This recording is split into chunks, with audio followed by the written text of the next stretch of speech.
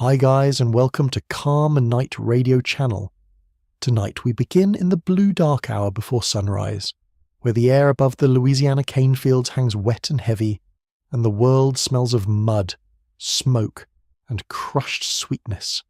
You're about to step into a place where profit rises with the mist, where winter is not a season of rest but the fiercest time of labour, and where every stalk of sugar cane seems to ask the same cruel question: how much can a human body endure before dawn has even finished arriving? So, before you settle into the story, take a moment to like the video and subscribe, and as you listen, comment with your location and local time.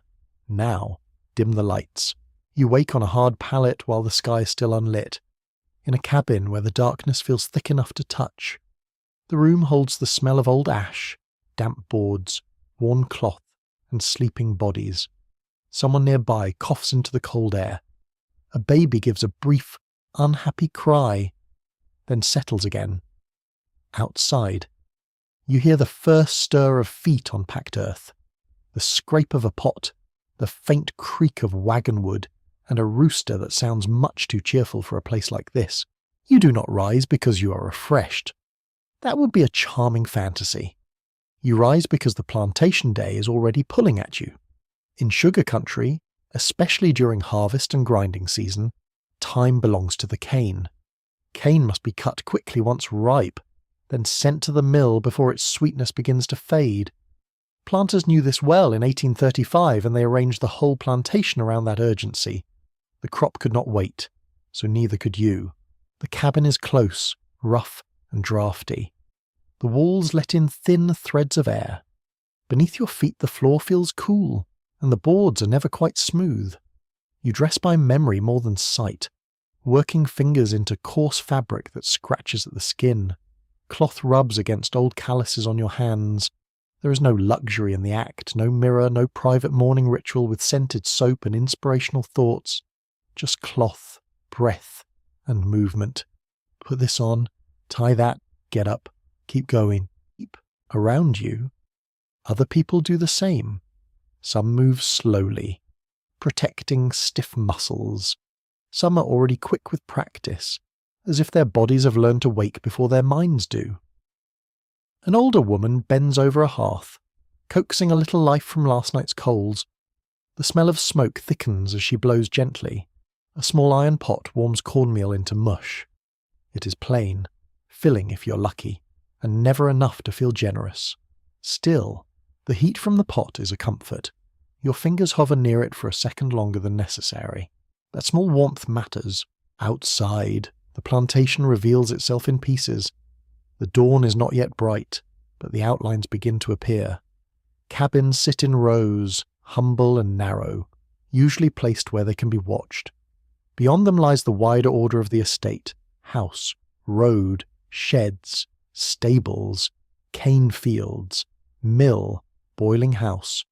Sugar plantations in Louisiana were among the most disciplined agricultural systems in the American South. They were also among the deadliest. Cotton demanded endless labour, but sugar demanded speed, timing, and dangerous industrial work. That combination made it especially feared by enslaved people sold into the region. The air has a different bite here than in the deep South cotton belt. Louisiana mornings in late autumn and winter can feel raw, especially before the sun lifts. Sugar harvest often began in the cooler months, since the cane had to be cut before hard frost ruined it. So the famous image of southern plantation life under blazing summer sun does not tell the whole story. Here, in 1835, you may begin your day with chilled fingers, mud clinging to your ankles, and mist settling over the ground like a damp sheet. A horn sounds in the distance, maybe a bell. Maybe a shouted order follows. However it comes, the meaning is clear. Morning has been announced by someone else.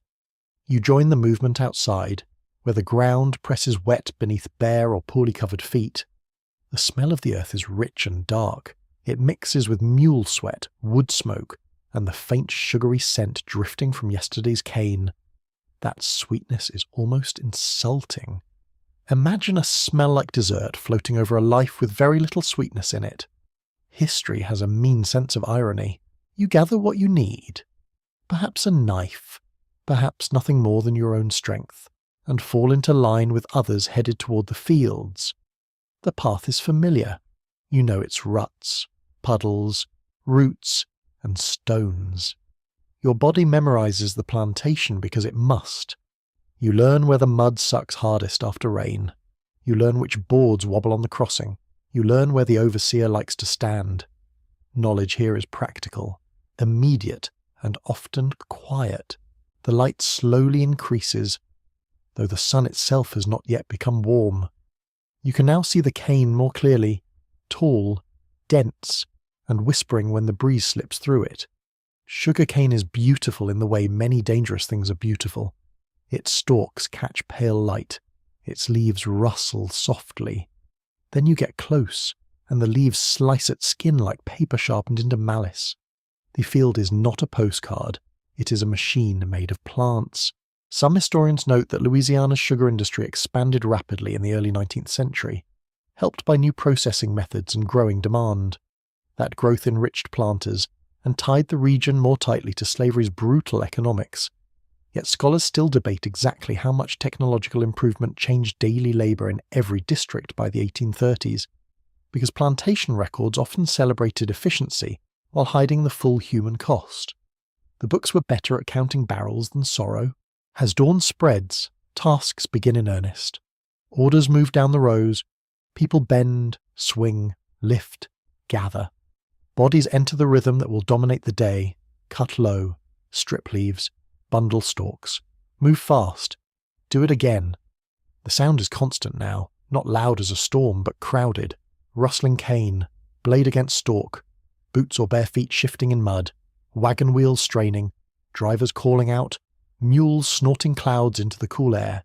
In the distance, if the mill is already at work, you hear a deeper mechanical groan, slow and hungry. You feel the labour immediately in your shoulders, in your hands, across the small muscles in your back that no polite person ever thanks. Cane cutting is repetitive, and repetition becomes its own weather. Your palms tighten around rough handles. Fibres scrape against your skin.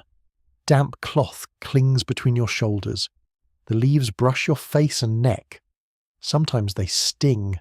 Sometimes they leave tiny cuts you barely notice until sweat finds them later. You keep your head down, though not always. You watch enough to stay safe. You watch enough to stay together. Survival is not only about endurance in some grand heroic sense. It is also about noticing little things. Who is ill today? Which cart is delayed? Whether the ground ahead is slick? Whether someone needs a hand lifting a load without making a display of it? Plantations were built to isolate, rank, and control people. But enslaved communities still created webs of observation and care within that pressure. Not perfect webs, not magical webs, human ones. In 1835, many black Americans on sugar plantations in Louisiana had been born in the United States, while others had roots reaching more directly into the Atlantic slave trade through parents or grandparents. The culture of the quarters could carry African foodways, healing practices, rhythms, and beliefs, mixed with local conditions and the violent demands of plantation life. One curious detail from the wider world of sugar work is that some labourers and drivers believed chewing bits of raw cane could briefly steady hunger or dry mouth during the day. It was no feast, just a stolen taste from the crop itself, a tiny act almost mischievous in its simplicity. The plantation wanted the cane turned into money. Your body wanted a little juice. The sky turns from grey to pale gold. Birds begin their own chatter at the field's edge, as if this were an ordinary morning in an ordinary rural place. The trees along the low ground hold beads of moisture that catch the light. There is beauty here. That is part of what makes the scene so unsettling. Human cruelty does not require ugly scenery. It can flourish among elegant reeds, silver mist, and sunrise colours that would look lovely in a painting hanging in some tasteful hallway. You work through the change in light. The plantation house may sit at a distance, higher, larger, announcing another world without ever leaving this one. There, breakfast is a meal. Here, breakfast is fuel. There, a morning chill can invite a shawl and another cup of coffee. Here, It only means your fingers stay numb until labor warms them by force. One landscape, two realities. That is slavery in miniature. As the sun climbs, the field loses some of its softness. Details sharpen. You see old stubble near the roots, broken leaves, mud splashed up your legs, sweat beginning under layers of cloth. An insect lands briefly on your wrist and lifts away again. Somewhere someone hums under their breath, not as a performance, not even always as a song, but as a way of staying inwardly steady. Sound can hold you together when everything around you is designed to break you into usable parts. The morning stretches. Time in the field is strange. It can feel stuck and racing at once. Tasks repeat, yet the body changes minute by minute. At first you're cold, then warm, then hot inside heavy fabric, then damp, then thirsty. The back of your neck prickles. Your stomach reminds you how little you had. Your wrists begin to speak in their own language of ache. Still the rows continue. There is another kind of knowledge you learn here, one rarely written down by the powerful. You learn how to pace breath. You learn when to straighten for half a second without attracting notice. You learn how to shift weight from one foot to the other while carrying a bundle. You learn where to place your hand on a stalk to keep it from slipping. You learn, in other words, how Black Americans survived long days on sugar plantations not by some abstract toughness alone, but through thousands of tiny techniques practiced in hostile conditions. Endurance is made of details. A low wind moves across the field and carries scents with it. Crushed cane, wet soil, smoke from the quarters now far behind, animal musk from the draft teams. The smell settles into your clothes and hair until plantation odor becomes a second skin. Even touch changes under this life. Your hands grow harder, your shoulders knot, your feet adjust to pressure and cold and rough paths. The body remembers what the mind wishes to forget. By full morning, the day has declared itself. No one can pretend this is temporary weather passing through. This is the order of life on the sugar plantation in 1835. Dawn has not brought relief. It has brought the terms of survival into focus.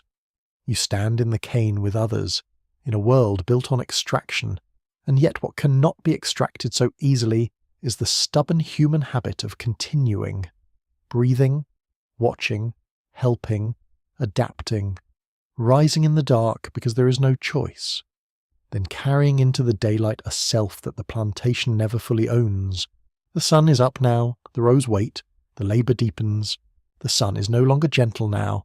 It has climbed high enough to press heat onto your shoulders, even in the cooler months of cane season, and the field changes character under its glare. What looked silver and soft at first light now appears sharp, crowded, and demanding. Every row seems longer than it should be. Every stalk leans into the next, making a wall of green and pale gold that scrapes your arms as you force your way through. You work with a cane knife in your hand, and it quickly becomes the centre of your morning. The handle is hard and worn smooth in some places, rough in others. Your palm must grip it firmly without wasting strength. Too loose, and the blade glances badly. Too tight, and your fingers burn too soon. So you find a middle pressure, not because anyone taught it kindly, but because your body has learned the cost of mistakes. Cutting cane is repetitive, but never easy.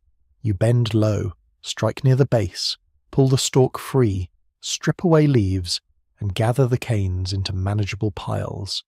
Then you do it again and again. The motion enters your back like a stubborn guest who refuses to leave. Your thighs begin to ache from the endless bending. Your shoulders protest each lift. Fine slices appear across your wrists where the leaf edges brush past. Sweat slips into those small cuts and lets you know, quite rudely, that they are there. The field is loud in a way outsiders might miss. It does not roar.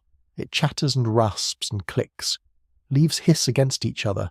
Stalks crack cleanly or splinter with a harsher snap. Knives strike low and quick. Bundles thump onto the ground. Somewhere a cart groans under weight. Drivers call instructions in clipped tones. Birds rise suddenly from the cane and vanish. Insects buzz near your face with a persistence that feels almost philosophical. They simply refuse to accept boundaries. Dust and moisture mingle strangely here. The ground may still hold dampness, yet bits of dry leaf and stripped fibre float up into the air, sticking to your skin. Your face itches, your neck is slick. Fragments cling to your sleeves and gather in the folds of your clothing. The cane seems determined to mark you. By midday, you carry bits of the field on you as if it is trying to claim rent. The labour is organised for efficiency, not mercy. On many Louisiana sugar plantations, gangs of enslaved workers were assigned by strength, age, and perceived ability. Strong field hands often took the heaviest cutting and loading tasks. Older people, children, or those considered less able, might receive different duties, though different never meant easy. The plantation measured bodies as units of output. Human beings became categories in a ledger, lined up beside tools, mules, and acreage. A truly disgusting talent of slavery was its ability to make cruelty sound administrative. Still, no field ever runs purely on the planter's logic. Human beings introduce their own patterns. You notice how some workers set a rhythm that conserves motion. One person turns the wrist just enough to strip leaves faster. Another angles cut stalks so the next lift takes less effort. A woman nearby keeps her feet placed wide for balance in the muddy furrows, wasting almost no movement. An older man pauses only briefly. Yet each pause seems to arrive exactly when needed, as if he can hear a private metronome beneath the noise. These are working skills, refined under pressure, and they matter. The smell of the cane changes as the sun warms it. In the early hours it carried a cool sweetness, almost grassy. Now it smells greener, rawer, as crushed stalks release juice that mixes with dirt and sweat. The scent can be pleasant for one breath, and sickly the next. Sweetness in quantity has a way of turning on you. Add the odour of wet leather harnesses, animal droppings, and bodies working hard without rest, and the field becomes a whole atmosphere rather than a simple place. You do not just stand in it. You wear it. You inhale it until it settles behind your eyes. Some plantations pushed workers with strict quotas, though the exact methods varied. Records from the era often mention acreage cut, carts filled, or loads sent toward the mill, because planters cared obsessively about throughput. Historians agree that the pace on sugar plantations was severe, especially because harvested cane had to reach processing quickly. Yet there remains disagreement over how uniform labour demands were from one estate to another. Since overseers differed, weather changed, and some planters boasted in records that were written as much for reputation as accuracy. Numbers survive. Tone often does not. At one point you straighten your spine for a brief second, and the relief is almost luxurious. Almost. Then the overseer's presence travels through the field before his voice even reaches you. People sense it in posture changes, in the way heads lower, in the sudden tightening of movement. Surveillance is one of the plantation's deepest habits. You're not merely told to work, you're meant to feel watched while working, corrected while working, judged while working. That feeling enters the muscles. It can make your chest tighten even when no word is spoken. And yet even under watch, people communicate, not always with full sentences, not always with obvious looks. A murmur, a gesture of the chin, a brief shift of pace so someone can catch up. A warning muttered low about a slick patch ahead. One person nudges a dropped tool within reach of another without breaking stride. The world of the field contains small kindnesses, and because they are small, they are easy for power to underestimate. That is one reason they endure. You are thirsty long before any proper pause comes. Your mouth turns dry from dust and breathing hard. The back of your tongue feels thick. Water, when available, may be brought in barrels or carried in gourds. But access is limited by the rules of labour and the hard fact that too many bodies need too little relief. You think about water not as refreshment but as necessity in its purest form. Cool, plain, immediate. The kind of thought that removes all poetry from life in an instant. Food is much the same. The body does not ask for elegance, it asks for enough. On plantations, enslaved people often received weekly rations such as cornmeal, pork, molasses, or other basics, though amounts and quality could vary widely. Some supplemented these with garden produce, fishing, trapping, or food exchanged within the quarters when possible. In the field, however, the day reduces appetite to a simple calculation. Can this keep you standing? Can it quiet the emptiness for a little while? Can it get you through the next set of rows? There is a strange intimacy and hard labour among many people. You become aware of others without constantly looking at them. You know who breathes heavily. You know who works in silence. You know whose knife strokes are quick and clipped, and whose are slower but sure. You hear coughs, grunts, low speech, sudden laughter that flashes and disappears before it can become dangerous. Yes, even here, human beings are inconvenient that way. They sometimes laugh in places built to crush joy. One quirky detail from sugar country life is that bits of cane fibre, the tough remains after juice extraction, later called bagasse, could end up used as fuel around mills and boiling houses. Waste to one person, fuel to another. The entire plantation economy tried to wring value from every scrap of plant, land, time, and human effort. You could almost admire the efficiency if it were not soaked in misery. But that is the trick of plantation capitalism. It invites admiration for order while concealing what the order consumes. By late morning, your hands begin to feel divided between numbness and pain. Fingers stiffen around the handle. Blisters rise where friction returns again and again to the same points. Calluses help, but they do not turn flesh into wood. Your lower back sends up regular complaints. Your knees feel older than your age. When you shift a bundle of cane against your shoulder, the stalks press hard through fabric, and straight edges poke with mean little jabs. Touch in the field is rarely gentle. It is scrape, pull, weight, sting, heat. The sky above is clear enough to seem indifferent. Clouds drift where they please. Sunlight pools on the broad leaves and turns them glossy. Dragonflies move over wetter ground. From far off comes the echo of activity near the mill, where other enslaved workers will handle the crushing, boiling, skimming, and carrying that transform-cut cane into sugar and molasses. Field labour and mill labour are different worlds, yet they are bound together tightly.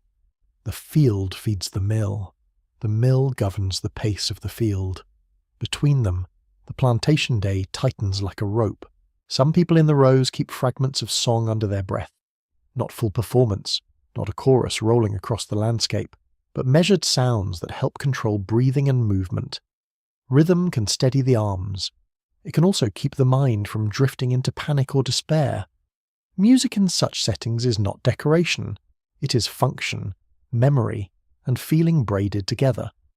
A few notes can hold a person inside themselves when the world keeps trying to turn them outward into labour alone. You learn to read the cane itself. Thick stalks promise heavy cutting. Tangled patches slow the blade. Fallen cane means awkward angles and extra strain. Mud near the roots can suck at your footing just as you swing. Nothing in the field is abstract. Knowledge comes attached to muscle and risk. Historians can reconstruct tools, yields, and schedules, but there are textures that resist recovery. Exactly how a handle bit into one worker's palm on one hot day in 1835. Exactly how tired a person can feel while still continuing. The archive is not very good at blisters. Noon approaches not as a generous bell of rest, but as a deepening of fatigue. The sun sits high. Shadows shorten. Your shirt clings at the chest and back. Salt dries on the cloth. There is a bitter taste in your mouth from effort and dust. You look down a row and it seems endless for a second, almost unreal in its repetition. Then you cut the next stalk anyway, because stopping does not make the row shorter. This is one of the hardest truths in the field. Survival is often unimpressive in appearance. It does not always look like triumph. Sometimes it looks like adjusting your grip. It looks like keeping balance in slippery earth. It looks like sharing a quick warning. It looks like swallowing thirst and saving breath.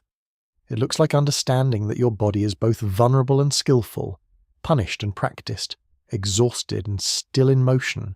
The work continues under the white sun. Cane falls. Bundles rise. The field keeps taking from you. Yet each stroke of the knife also reveals something the plantation never intended to showcase. Not obedience, though that is what the overseer wants to see. Not passivity, though the ledger would prefer that fiction. What appears instead is disciplined endurance shaped by intelligence, memory, and bodily knowledge. The crop may dominate the landscape, but it is people who carry the day forward, one cut at a time, under a sky that offers light and no mercy. By midday, the plantation seems to press down from every direction at once. The sun bears on your head, the cane crowds your sides, the ground resists your feet, even the air feels occupied, thick with warmth, dust, and sweetness turning heavy. You begin to understand that hunger is not merely an empty stomach. It becomes a kind of weather inside the body, dry and persistent, moving through your limbs until each task feels slightly heavier than the one before. When there is a pause for food, it is brief and practical. Nobody sets a table with cheerful domestic charm. Nobody unfolds a napkin and announces lunch in a pleasant voice. You crouch or sit where you can, perhaps near a wagon, perhaps at the edge of a row where the earth is less wet. The field still surrounds you. It never really lets you leave. What you eat is simple, often cornmeal, perhaps bread, perhaps a little pork or some other ration if available, maybe something saved from earlier. You eat quickly because time is not yours, and because the body has learned not to trust abundance. The food has a blunt purpose. It is meant to hold you up, not delight you. Cornmeal can sit heavy in the stomach. Bread may be coarse. Salt meat, when present, offers strength and thirst at the same time, which is a cruel little joke in the heat. Yet even this rough meal carries meaning. It is warmth when the day began cold. It is something to chew when your mouth is filled with dust. It is one of the few moments when your hands lift food instead of cane. Nearby, others do the same, shoulders bent, elbows resting on knees, hats lowered, headcloths damp with sweat. Some people speak quietly, some save breath. Some stare into the distance with that blank look of temporary absence that fatigue can bring. Their bodies remain in the field, but their minds seem to travel somewhere cooler, kinder, less measured by the blade. Such moments are not laziness. They are a human reflex against overload. The smell of dinnerless labour clings to everything. Sweat dries and returns. Damp fabric cools in the smallest breeze, then warms again. The odour of food drifts only a little before the field swallows it under stronger scents. Hot cane, trampled grass, sun-baked mud, wood smoke carried faintly from a distant fire, and the animal smell of wagons and teams moving close by. The whole plantation seems built from smells that settle into cloth and hair until personal scent disappears beneath place. Water becomes an obsession. It sits in your thoughts like a bright coin at the bottom of a deep well. If water reaches the field in barrels or containers, its arrival matters as much as any command. People take what they can. The first swallow may taste of wood, iron, or standing storage, but it is still relief.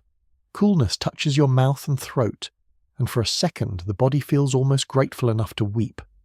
Then the swallow is gone, and thirst begins planning its return. Heat affects different people differently, though the plantation rarely acknowledges such distinctions with kindness. One person grows quiet and pale, another turns red and sharp-tempered. Someone else seems steady until suddenly they are not. Fatigue can make small problems dangerous. A missed step, a careless swing, a stumble under a load. On sugar plantations, there was little margin for error because so much labour depended on pace. A body struggling in the field was not simply suffering. In the eyes of the system, it was becoming inefficient, which was often treated as a disciplinary matter rather than a human one. Charming, hey really, if you enjoy the moral style of a broken machine. Still, the body has sly ways of protecting itself. You learn to keep your jaw loose while chewing, because clenching makes the headache worse. You shift your sitting position to spare one knee, then the other. You wipe sweat from your eyes with the back of your wrist so your fingers can stay cleaner for food. You take smaller bites when your stomach feels uncertain. These are not grand strategies.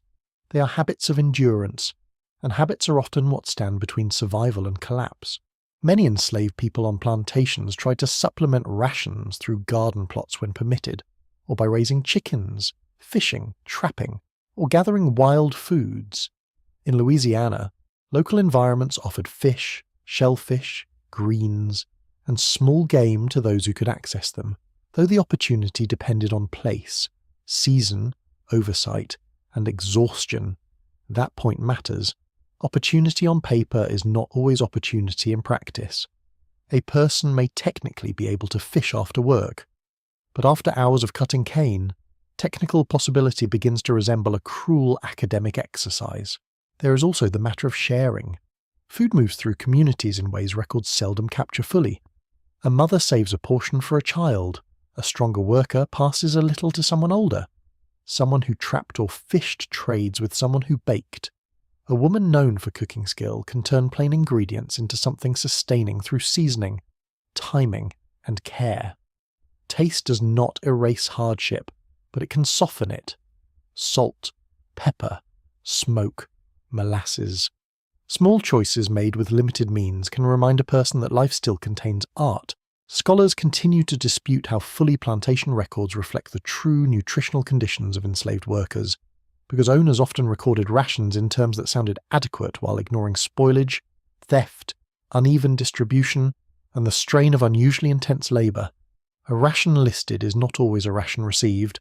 Even when received, it may not be enough for the work demanded. Numbers are tidy. Hunger is not. The pause ends too soon. It always does. Bodies rise reluctantly from crouch positions, joints stiff from even a few minutes of rest. The first movements back into labour feel awkward, as if the muscles resent being restarted. Your legs complain.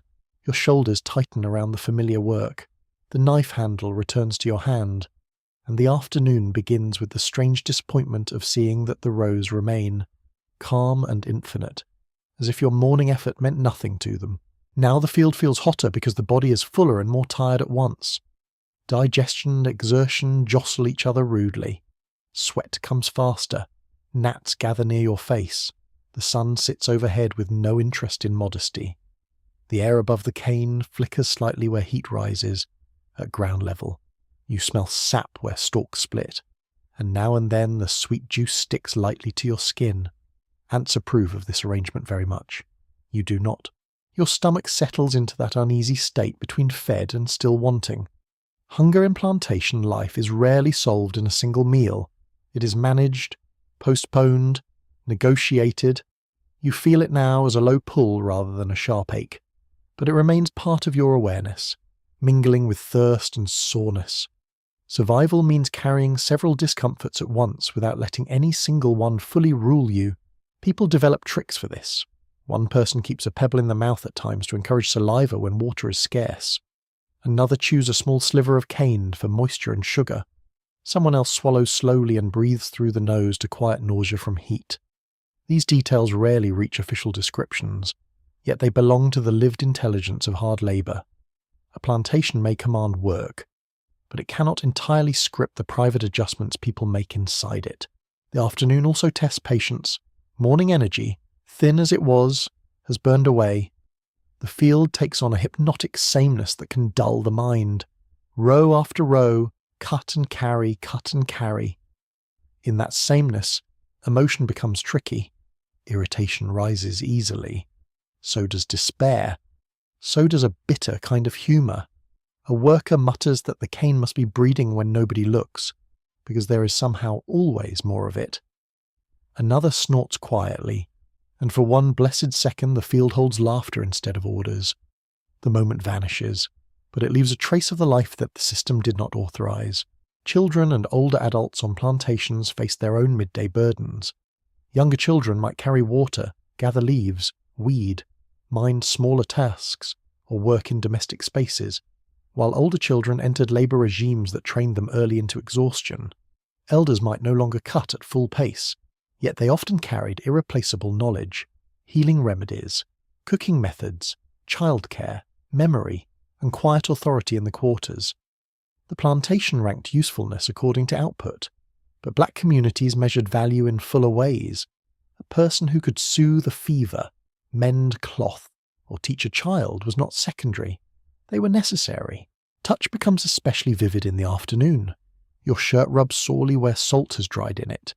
Your scalp itches beneath head covering or hat. The knife handle warms in your grip. Mud cakes at the edges of your feet or shoes and then hardens. The skin between your shoulder blades feels stretched and hot. Sometimes a passing breeze cools the sweat there and sends a quick shiver down your spine. A tiny, blessed shiver in the middle of the heat. Sound changes too. The field grows quieter in conversation, louder in effort. Breathing deepens. Movements become more deliberate. Wagons creak under fuller loads. Mules flick tails impatiently. A driver's voice carries across the rows with practiced sharpness. Far away, there may be thunder that never arrives, or perhaps the low rumble is only carts and machinery echoing strangely in the warm air. The atmosphere holds that strange southern stillness, where everything is moving and yet the heat makes time feel stalled. One mainstream historical fact about sugar labour is this: during harvest, time pressure was extreme because cane quality declined after cutting, and any frost could damage the crop outright. That urgency pushed planters to demand long hours and relentless coordination between field and mill. The crop's biology became a justification for human overwork. Nature offered the excuse. Slavery supplied the method. A curious tidbit survives from the broader world of plantation food in the Gulf South. Molasses, the dark syrup left from sugar making, could be consumed by enslaved communities in various ways, mixed into food, used for flavour, or valued as a dense source of sweetness when so much else was scarce. Imagine that. You labour under a regime built to produce sugar for markets, and what finds its way back to you may be the darker, stickier remainder. Even sweetness returns through hierarchy. As the sun begins its slow lean westward, endurance becomes mental as much as physical. You stop asking whether the day is hard. Of course it is hard. That question is settled. The real work now is keeping the mind from loosening its grip. You count motions. You focus on the next bundle. You think of cool water. You think of shade. You think of the evening meal. You think of nothing at all. Any one of these may help, depending on the minute. The plantation does not admire this kind of perseverance. It exploits it. Yet it is still yours. The ability to continue under strain, to manage hunger without surrendering your senses, to share what little you have, to read your own body and make small corrections hour by hour. This is not passive suffering. It is active survival. The afternoon makes that plain. In the hard light of midday, with stomach half filled and strength carefully rationed, you keep moving through the cane because you must, yes, but also because generations of skill, discipline, and stubborn humanity move with you in every measured breath. The sugar mill announces itself before you reach it. You hear it first, a deep wooden groan, a grinding rhythm, the clatter of carts arriving, the crack of shouted orders, the creak of axles under wet loads, and the restless stamping of animals made to wait. The sound is not graceful. It is hungry. It rolls through the air like a machine clearing its throat again and again, reminding everyone nearby that the day is not measured only by sunlight or fatigue, but by how fast cane can be turned into profit. As you move closer, the smell changes. The fresh green scent of the field gives way to a thicker mixture. Crushed cane juice, hot wood, damp fibre, smoke, boiling syrup, mud, sweat, grease, and singed residue from furnaces kept fed without mercy. It is sweeter here, but also harsher. The sweetness is cooked, concentrated, and almost suffocating. What had been grassy in the field becomes heavy and sticky near the mill, as if the air itself has been reduced over heat. The building rises practical and severe, built for throughput rather than charm. Timbers darkened by use, floors slick in places, wheels, rollers, vats, and channels arranged so labour can be kept in motion. Sugar production on Louisiana plantations by the 1830s often relied on increasingly complex milling and boiling systems. Cane was cut, hauled in, crushed between rollers to extract juice, then sent to boiling kettles where workers clarified, skimmed, and reduced it toward crystallization. Every stage demanded coordination. Every stage created danger. You feel that danger immediately. The floor is damp underfoot. Bits of cane and crushed fibre lie scattered where carts unload. Juice splashes. Steam breathes across your face from the boiling house side. Heat comes not from the sun alone now, but from furnaces and kettles. It wraps around your legs, climbs your chest, and settles on your skin with a wet pressure that makes breathing feel thicker. In the field, the air pressed from above. Here, it presses from all sides. The rollers take hold of cane with frightening certainty. Stalks are fed forward, caught and dragged inward with a steady pull. The sound is harsh and wet at once. Crack, crush, grind, drip. Juice runs off into channels or containers. The fibre comes out flattened and pale, stripped of what the planter values most. It is difficult not to notice the metaphor. The machine does not care what enters it. It cares only that something useful comes out the other side. A plantation can look at people in much the same way. Workers at the mill need strength, timing, and nerves. Cane must be loaded quickly. Bundles must be guided into place. Waste must be cleared. Nothing can be allowed to jam for long when so much of the estate depends on constant movement. In sugar country, mill labour was often regarded with dread because accidents could be sudden and severe. Hands, arms, clothing, hair. All could be caught if someone was too close, too tired, too hurried, or simply unlucky. The machine rewards attention and punishes slips without sentiment. You watch bodies move around it with practiced caution. A man braces his feet before lifting. Another times his approach between cart movements. A woman carrying material for the boiling side turns her shoulders slightly to avoid a jutting beam without even glancing at it. A younger worker, not yet fully at ease, hesitates for half a heartbeat too long and earns a sharp order. Hesitation is understandable. It is also dangerous. So people learn the pathways, the distances, the rhythm of moving parts. Knowledge here is spatial. You know where not to stand. You know which boards stay slick. You know how close heat can come before skin protests. Inside the boiling house, the world becomes hotter still. Kettles sit over fires and juice passes through stages towards syrup and sugar. The sound is constant, bubbling liquid. Iron tools striking rims. Fire shifting beneath grates. Men and women speaking over steam. Someone scraping, someone skimming foam. Someone carrying fuel. The labour is relentless, because timing matters. Juice cannot simply sit while workers recover. Too much delay changes the product, and the product is the altar at which everyone here is forced to serve. Steam beads on your face and neck. It dampens eyelashes. Your clothes cling more heavily now. The skin of your hands feels tight and hot. The handle of any tool you touch becomes slick unless you wipe it. Smoke drifts low, then rises. Ash settles in fine traces on surfaces already sticky with syrup. Light enters through openings in the structure, but it does not soften the scene. It catches on steam, glows on wet boards, and makes the whole place look both busy and slightly unreal, like a furnace dream built out of timber and molasses. A mainstream historical fact about Louisiana sugar production is that by the antebellum period it had become one of the most capital-intensive slave industries in the American South. Planters invested heavily in land, mills, kettles, animals, and labour forces because sugar processing required expensive equipment as well as field work. That level of investment often increased pressure on enslaved people, since owners expected their machinery and their workforce to operate at punishing pace during the harvest. Cost and cruelty travelled together quite comfortably. The mill also has its own hierarchy of tasks. Some workers feed the rollers, some haul cane from carts, some manage furnaces or carry bagasse for fuel, some skim impurities from boiling juice, some transfer liquid between kettles at just the right moment. Skilled sugar makers could hold an especially important role in boiling and crystallization, because the quality of the final product depended on judgment, heat control, and timing. Knowledge in sugar making could be highly specialized. Even though the plantation system tried to frame enslaved labor as simple brute force, it was never that simple. The industry depended on expertise it refused to honor. You notice how people read the syrup by sight and smell. Color matters. Thickness matters. The way foam forms and breaks matters.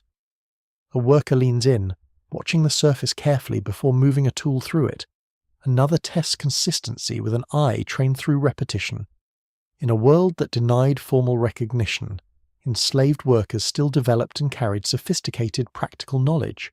Sugar was chemistry performed under compulsion, with danger standing inches away and no laboratory coat in sight. Just heat, judgment, and the very real possibility of being blamed when things went wrong. There is a particular kind of fear near the rollers. It sits low in the stomach. A machine with exposed moving parts does not need to shout its power. You feel it in the way everyone tracks its motion at the edge of their attention, even while lifting, carrying, or waiting for a cart. Part of the mind remains turned toward the rollers, counting their pull, respecting their appetite. A person can get used to living near danger without ever becoming comfortable with it. Historians still argue over exactly how widespread certain safety practices were on sugar plantations, because owners sometimes wrote as though order and discipline prevented chaos, while testimony and later recollections suggest a much harsher reality of fatigue, haste, and frequent risk. What is clear is that mill work could maim and kill, and that long hours heightened every hazard. Exhaustion and machinery make a grim partnership. The sensory world here is almost too crowded to sort neatly. Sound piles on sound, heat sits on heat, smell mixes with smell until distinctions blur. Molasses sweetness drifts over smoke bitterness. Wet cane odour collides with iron and ash. Your ears ring with grinding and bubbling. The floor gives under your step in one place, then jars your knees on harder planks in the next. Your hands feel rough wood, hot metal, sticky residue, coarse fibre. There is no calm surface to rest against. Everything feels used, heated, worked, made urgent, and yet within that urgency, people still manage each other as best they can. Someone warns another away from a slick patch with a quick word. A worker shifts a bundle aside so the path stays clear. One pair of hands steadies a load before another pair can take it. These small acts matter more here than they would in safer places. In a calm kitchen, spilled liquid is annoyance. In a sugar-boiling room, it can be disaster. Care for others becomes woven into the work, not because the system rewards it, but because people refuse to become as mechanical as the machinery around them. There is even room for dark humour, the driest kind. A worker might mutter that the kettle spits like an angry auntie. Someone else might say the syrup is moody today. The joke is brief and nearly hidden. But it appears humour in dangerous workplaces often sounds like this, close to the ground, a little sharp, never too loud. It does not remove the risk. It proves that fear has not swallowed the whole self. One quirky detail from 19th century sugar making is the importance of skimmings and byproducts that could be reworked, repurposed, or fed back into plantation routines. Nothing that contained value was casually ignored. Even residue could become part of another process. The plantation thought in cycles of extraction, always asking what more could be taken, boiled down, burned, sold, or fed into the next stage. It was an economy almost incapable of leaving anything alone. The heat from the furnaces works differently from sun heat. Sun sits on the skin and shoulders. Furnace heat rises from below and thrusts at the face. Stand near it too long and your shins feel scorched while sweat pours down your temples. Step away and cooler air reaches you only halfway, because steam still grips the room. Breathing becomes labour of its own. Clothing sticks at the elbows and lower back. The inside of your nose fills with smoke and sweetness. Your tongue tastes metal, ash, and sugar in unequal measure. As the work continues, you see how the mill transforms both cane and time. In the field, effort is stretched across distance. Here, effort collapses into concentrated moments. Lift now, feed now, stir now, skim now. Move that before it spills, clear this before it jams. The pace is not steady in the same way as cutting rows. It surges. It demands bursts of exact action. For a tired body, that can feel even harder. The muscles may be exhausted already. Yet the mill asks not merely for endurance, but for precision. This is why sugar plantations were feared with special intensity. They joined agricultural labour to industrial hazard. They required field work, hauling, fire tending, boiling, and processing in one tightly linked chain. The cane did not stop at harvest. It had to be crushed, cooked, reduced, managed. The day extended through machinery and flame, and enslaved people bore the cost of that extension with their hands, lungs, backs, and nerves. By the time your shift in and around the mill continues through the thick heat, you know the truth of the place without anyone needing to explain it. This building is the heart of plantation wealth, and it beats by consuming motion, strength, and attention. Every wheel turn, every kettle bubble, every cart arrival says the same thing in a different sound. Faster. More. Keep it moving. Yet what the mill cannot grind out of people is their skill. It relies on that very thing. The plantation may pretend that force alone runs the works, but force cannot judge syrup by sight, cannot coordinate bodies through slick corridors, cannot sense when a roller is about to catch badly, cannot pass a warning at the right second, cannot carry a load with just enough balance to avoid a fall. Machines dominate the room, but human knowledge keeps the machinery from devouring everything at once.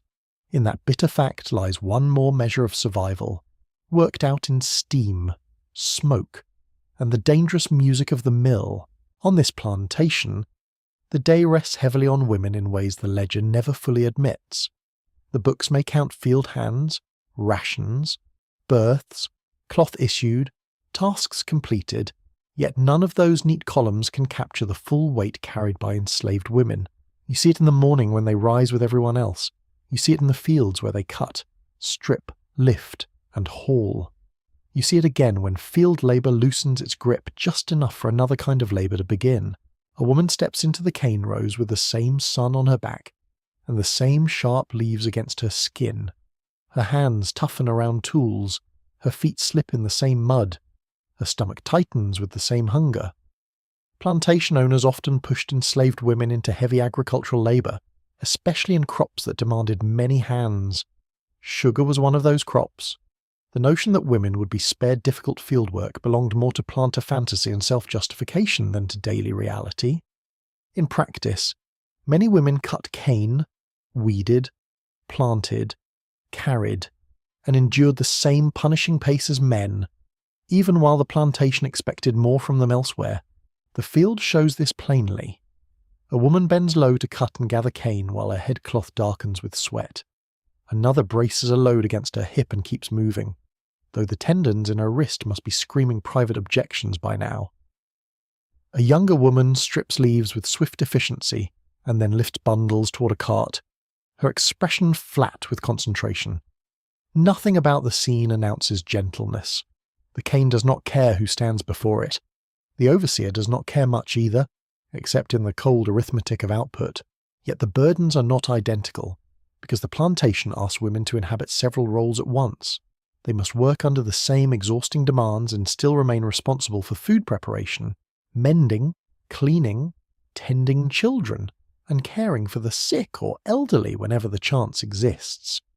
Some also serve in domestic positions near the planter household, which could mean a different set of pressures: close supervision, sexual vulnerability, endless availability, and the constant demand to appear efficient without appearing too visible. There was no single female experience of plantation life, but there was a common theme. The labour followed women everywhere. By midday, you notice how women ration themselves differently. They may take smaller bites to save something for a child. They may drink quickly and return to work without the slightest display, because someone else must be helped before the chance disappears. They may keep part of their mind fixed on a baby left in another set of hands, or on an older relative who has been unwell, or on whether there will be enough wood to cook supper. The field labour alone would exhaust anyone. Added to that are layers of care that do not vanish simply because the cane is ripe. The touch of the day writes itself across their bodies. Coarse fabric rubs at shoulders and waist. Hands split from work and washing. Smoke settles into hair. Feet swell inside worn shoes or under strips of cloth. Breasts may ache if a nursing mother has been kept too long from her child. A back already strained by cutting cane must still bend over a cooking pot later. There is a physical multiplication of demands that polite society of the time preferred not to examine too closely. It admired plantation order while quietly relying on women's invisible repair work to keep that order functioning. A mainstream fact of slavery in the American South is that enslaved women's reproductive lives were deeply entangled with the economic interests of owners. Their ability to bear children was treated not as a private human matter, but as a source of future labour and wealth. This meant surveillance, coercion, pressure, punishment, and sometimes the sale of children away from mothers on sugar plantations, where death rates could be especially high and conditions especially brutal. Pregnancy and childbirth did not free women from exploitation. They simply altered its form. That truth lies beneath ordinary moments. When a woman pauses to press one hand against her lower back, it might be fatigue, it might be pregnancy, it might be lingering pain from a previous birth. The plantation system rarely allowed such distinctions to matter enough. Women worked through discomfort that in any humane society would have invited rest, attention, and respect.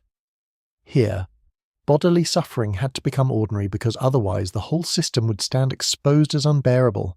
To be fair, it already was unbearable. It just had excellent public relations among people who profited. Some women also carried specialized knowledge that made survival possible for others. They knew how to stretch rations with seasoning and timing. They knew which herbs could calm a stomach or ease a fever. They knew how to clean and wrap a cut so it did not worsen. They knew songs that settled restless children. They knew how to read mood and danger in a room before a word was said. This knowledge was not decorative. It held communities together in conditions designed to wear them down. The atmosphere in the quarters and workspaces often shifted around such women. An older woman with healing knowledge might be sought quietly after sundown. A woman known for keeping children calm could create a few precious minutes of order in a cramped cabin. Another who excelled at sewing or patching might turn rags into serviceable garments. Someone with a gift for cooking could coax taste from scraps and preserve dignity through the simple miracle of making a meal feel intentional. Domestic labour under slavery was not soft labour. It was essential labour done under pressure and often after a full day of other work. Historians debate how much room enslaved women had to shape family life according to their own wishes, because sources reveal both crushing interference by owners and remarkable persistence of kinship practices under terrible conditions. Some researchers emphasize the instability created by sale, punishment, and overwork. Others place stronger weight on the resilience of family ties, fictive kin, and maternal authority within the quarters. Both views can be true at once. Family under slavery was powerful and fragile, held together by effort rather than guaranteed by law. As the afternoon wears on, you might see a woman working at nearly full pace while also checking on a nearby child assigned a lighter task. Her eyes flick over without turning her head fully. Another may trade a few low words with an elderly relative passing with a bundle of wood. Such exchanges are quick, almost hidden by labour, but they reveal how women's attention is divided and multiplied. They must remain useful to the plantation, while quietly managing obligations the plantation neither values nor adequately supports. The soundscape around them tells part of the story. In the field, knives rustle through cane, but woven into that are female voices giving practical instructions, calming, warning, correcting, reminding, not sentimental speeches, tiny bits of management. Hold that tighter, watch your foot, bring water when you can, save that piece, mind the fire. The language of care on a plantation often had to be efficient. Tenderness had no great open spaces in which to sprawl. It learned to travel inside short phrases and quick hands. The smell of women's labour extends far beyond the field. Smoke from cooking fires, soap from washing when soap is available, damp cloth drying on lines or near heat, cornmeal, pork, greens, or fish being prepared, herbs crushed between fingers, babies with the warm, milky smell of sleep, blood from childbirth, vinegar or poultices on skin. The domestic world is not separate from the plantation economy. It is the hidden workshop where bodies are fed, wounds treated, clothes repaired, and children kept alive enough to face another day. One quirky detail from enslaved women's daily life in parts of the South is the creative use of head wraps, not only for practical protection from dust, sun, smoke, and work, but also as a subtle realm of expression and skill. A wrap could be tied securely, stylishly, or both, depending on cloth and time. Such details mattered. Even under extreme constraint, people sought ways to maintain composure, self-presentation, and personal preference. A head wrap could not undo bondage, but it could still say, in a quiet visual language, that the person wearing it was more than a labour unit. Some women moved between plantation zones in a single day. A domestic servant might begin inside the big house, carrying trays, making beds, handling laundry, or minding children, only to later help with food preparation in the quarters or fetch supplies under fading light. Another might spend the day in the field and the evening nursing an infant, then rise before dawn to do it again. This layering of labour made rest especially scarce. Fatigue for women often arrived already occupied by the next obligation. Sexual exploitation formed one of the darkest parts of enslaved women's lives. Owners, overseers, and other white men could use power to violate women with little fear of consequence. The threat itself shaped daily existence. It affected where a woman stood, how she answered, whether she felt safe moving alone, and how she protected daughters and younger girls as best she could. There is no honest account of plantation survival that leaves this out. To survive long days on a sugar plantation as a black woman in 1835 meant navigating not only work and hunger, but also the gendered violence built into slavery's structure. And still, women created spaces of strength, not clean, tidy spaces untouched by suffering, but real ones. In a cabin, a woman stirs a pot and decides who eats first. Another braids a child's hair, fingers steady despite her own exhaustion. A grandmother tells a story while patching cloth, preserving memory in a place determined to erase it. A midwife, whether formally named or not, brings skill to a birth that the plantation values only for its future labour potential, but the community values for life itself. These acts do not sit outside history. They are history. Late in the day, the body's limits sharpen. Women's movements may grow slower, but often more efficient. With no energy wasted on display, a lifted bucket finds the hip naturally. A sleeping child is adjusted without breaking stride. Hands knead dough, ring cloth, or plait hair with learned economy. There is beauty in that competence, though it emerges from need rather than leisure. Beauty under slavery often appears this way, as function perfected by necessity.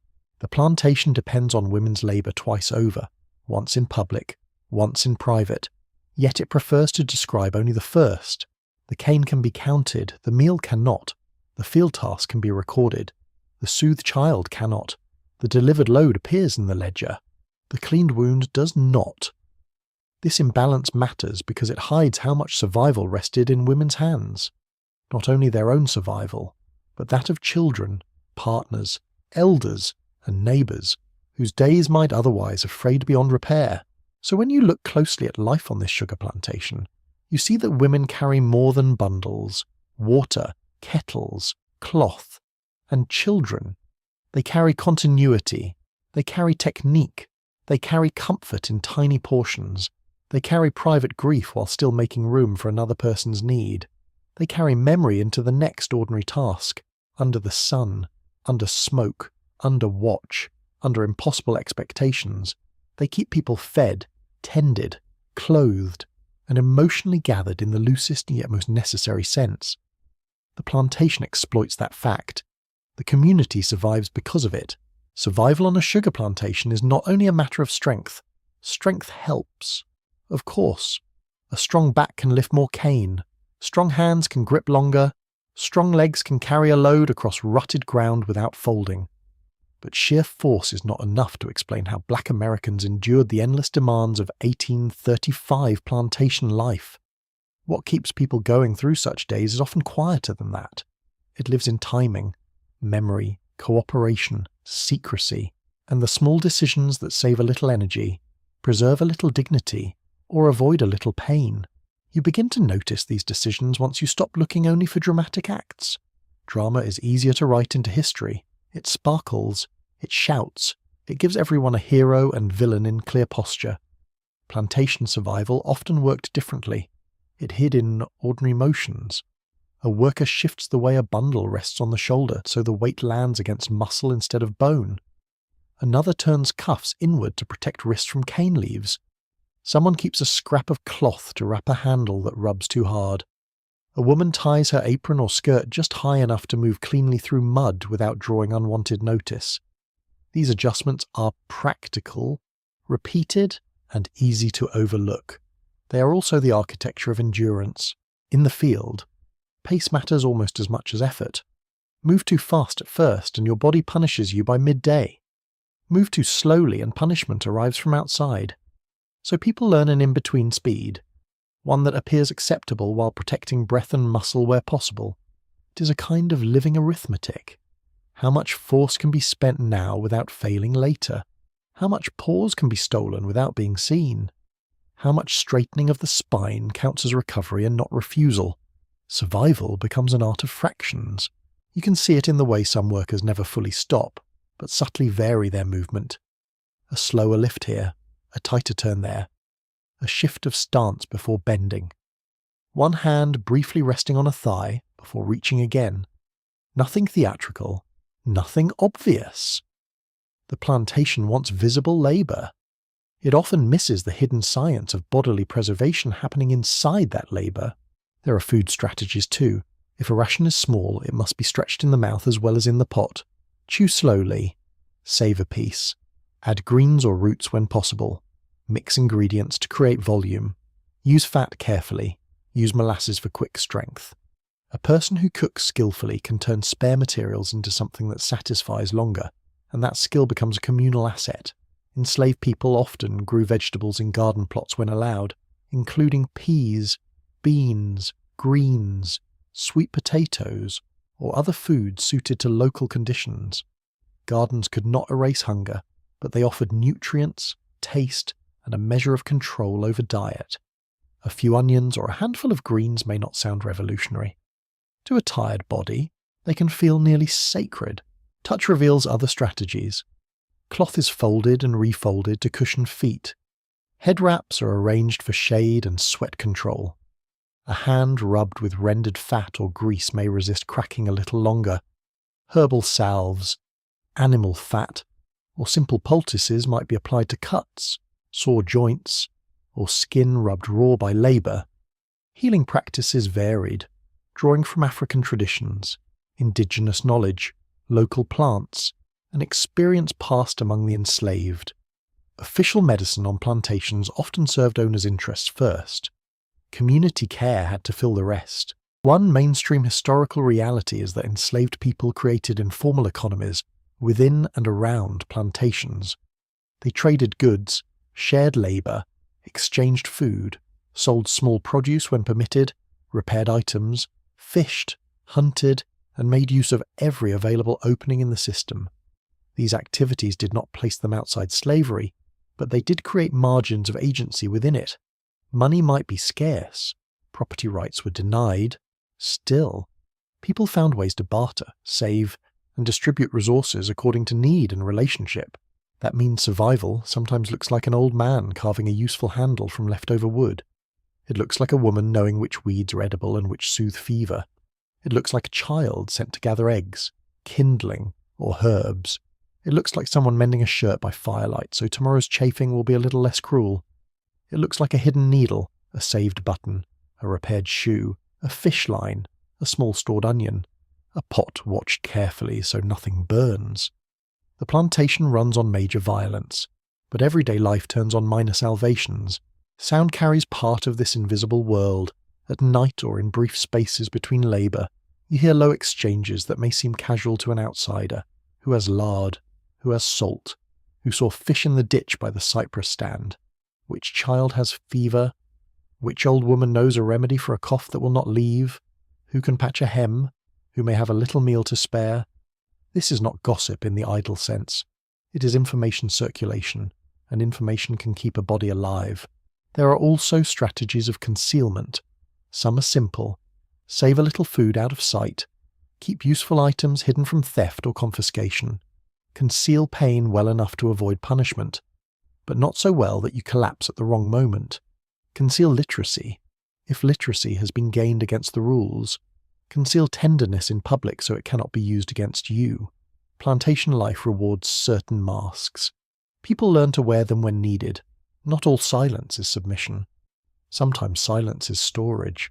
Historians continue to debate how openly enslaved people could negotiate task expectations on different plantations, because surviving records show a mix of harsh coercion, informal bargaining, and daily improvisation.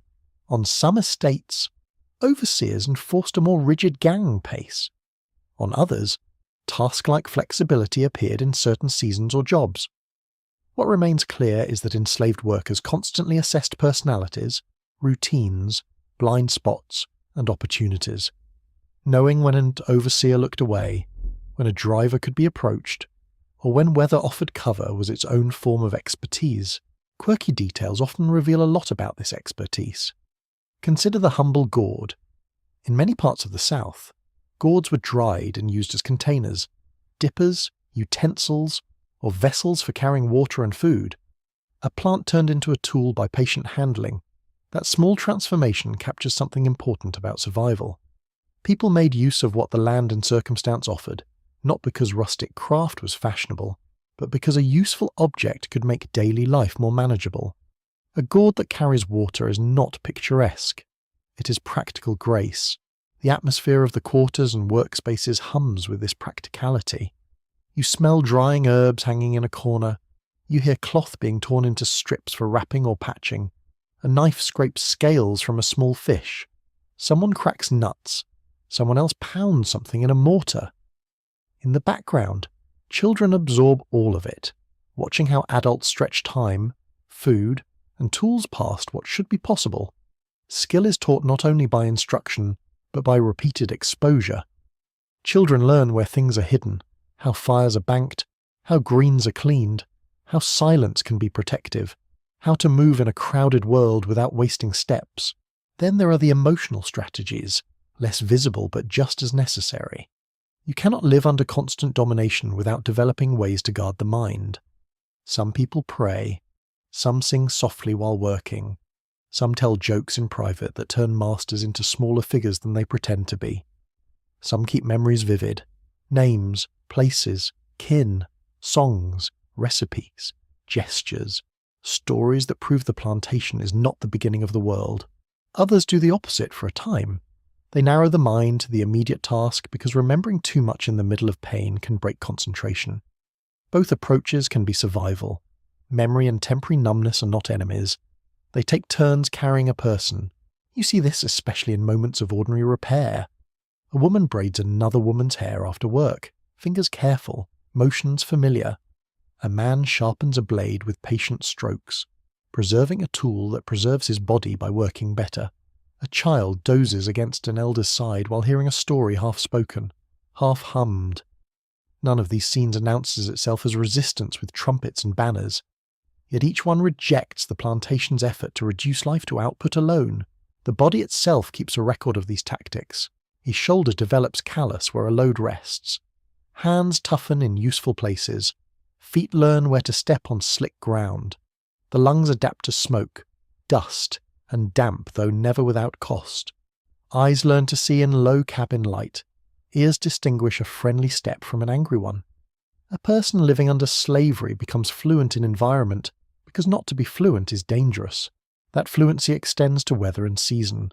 People watch frost threats, rain, river levels, insect swarms, moonlight, and wind. Such details affect work, food gathering, travel, and secrecy. A rainy evening may hide movement. A clear bright moon may expose it. A cold snap may threaten gardens. A flood may bring fish close to hand or cut off a route. Nature is not merely scenery around the plantation. It can be enemy, helper, cover, signal, or pantry. Some strategies are communal, some individual, and some lie in between. A person may save a private object, a bead, a scrap of cloth, a small charm, a folded paper with writing, a hidden keepsake, simply to maintain a self that is not fully public. At the same time, many forms of survival depend on mutuality. One person alone cannot always secure water, food, medicine, comfort, and childcare after a 14-hour day. Communities made from kin and chosen kin absorbed part of the shock. the plantation would prefer to call all this theft, idleness, superstition, gossip, or laziness. That is how oppressive systems talk when they encounter human creativity below them. But look more closely and the picture sharpens. What appears as slowness may be energy conservation. What appears as secrecy may be prudent self-defense. What appears as petty exchange may be a functioning support network. What appears as a song may be breath control, emotional regulation, and memory all at once. By evening, these small acts accumulate into something larger: a little food saved, a wound cleaned, a joke passed, a child watched, a handle wrapped, a salve shared, a garment mended, a warning given. None of it changes the structure of slavery in one dramatic stroke. Yet without such acts, daily life would fray beyond bearing. Survival on a sugar plantation is built from these fragments of intention. They are the threadwork inside the rough cloth of the day, mostly unseen, absolutely necessary, and stitched by people who understood that staying alive required more than labour. It required ingenuity practiced at the smallest scale, over and over, until necessity itself began to look like skill. Darkness does not arrive as rest. It arrives as another shift in the texture of the day. The sky deepens over the plantation, the fields lose their edges, and the quarters begin to glow in small, uneven points of firelight, after hours under sun, steam, and supervision. You return with sore hands, stiff legs, and the peculiar heaviness that comes when the body is both exhausted and still expected to function. Night in the quarters is not silence. It is a different kind of labour, a softer one in sound perhaps, but not in importance. The cabins stand close, rough-built and weathered by years of heat, damp, smoke, and crowding. Their walls hold the day's warmth for a while, then release it unevenly as the air cools. Inside, everything feels compressed. Space is measured carefully by pallet, stool, chest, hearth, bucket, sleeping child, hanging cloth. The smell is immediate and layered: wood smoke, damp boards, cornmeal, sweat drying on fabric, iron pots, old ash, and whatever tonight's meal can add to the room. Smoke does not politely vanish upward. It lingers in rafters and threads through hair and clothing until the whole cabin feels lightly seasoned by fire. You enter with the field still on you. Cane dust clings to cloth. Mud dries at the hem. Hands carry the memory of tools even after tools are set down. When your shoulders lower at last, the muscles do not fully believe the work has paused. They remain alert, tight along the neck and upper back, as if expecting another command. This is one of slavery's cruelest physical tricks. It teaches the body to mistrust stillness. A cooking fire is coaxed up from embers with patience and breath.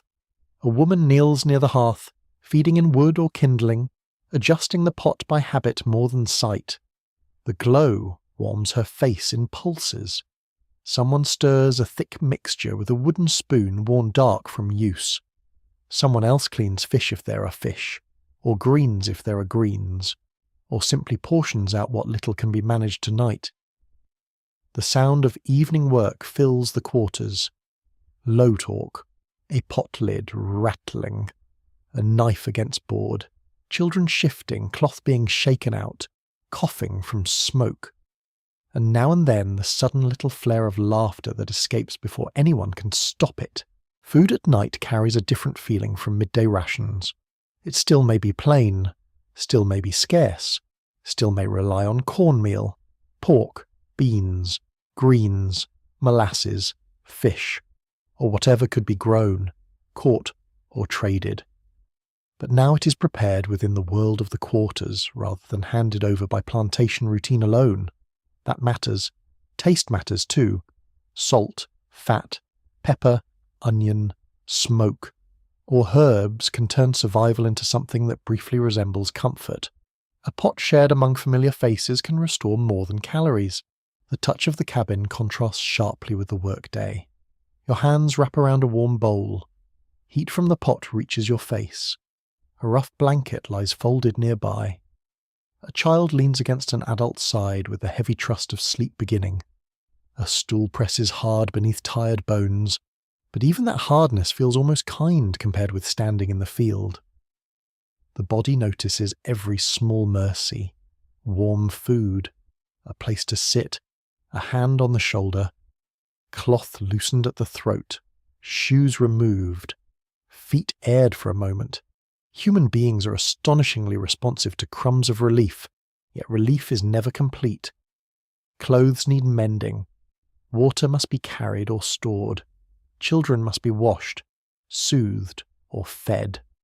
Wounds need attention. Tomorrow must be prepared for even before tonight is finished. A shirt torn by cane leaves will chafe worse if not stitched. A blister ignored may split open.